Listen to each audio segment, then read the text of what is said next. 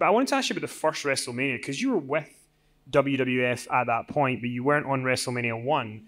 Like, what was the buzz for like the boys and the people who were working in WWF at the time when WrestleMania came around?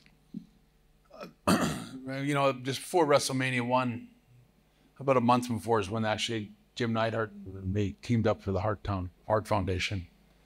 But the general feeling in the dressing room amongst all the wrestlers was that this thing was going to blow up and be over before we had a chance to enjoy it. You know, wrestling was so big, but everyone thought that it was just going to be a one-off. WrestleMania 1, wrestling would become like a passe the next year. Or everyone thought wrestling was a short-term sort of high.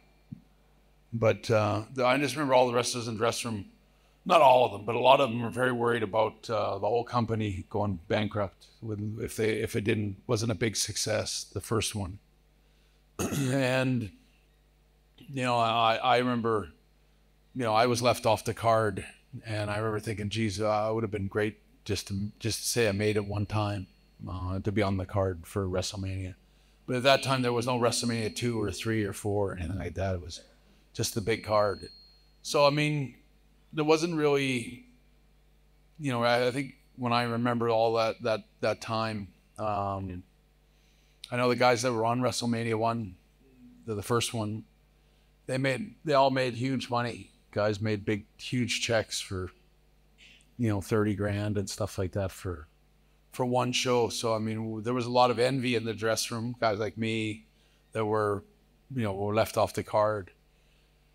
You know, we always kind of wished, like, hoped that we'd get some kind of, you know, there would be a WrestleMania 2 or a 3. But then it turned out that wrestling was just starting to get big. You know, it was just, I have to give a lot of credit to Vince McMahon and the focus and the dream that he had about taking wrestling up to the heights that it's at now. But I know for a lot of us in the dressing room, we didn't think it was going to last that long. We all thought it was over after the first one.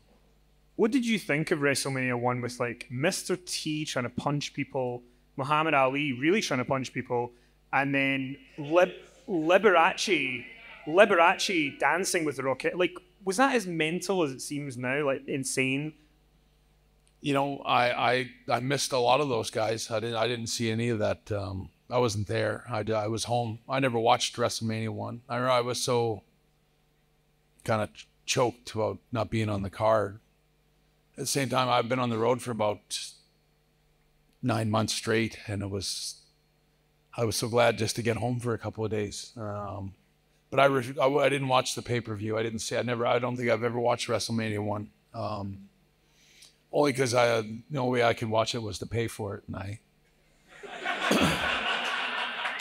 at the time, I was counting my money, and I had to think of it as a better way to spend my money than put on WrestleMania 1 into some of the wrestlers' pockets that were on that card. But you know, I actually regret that I wasn't there.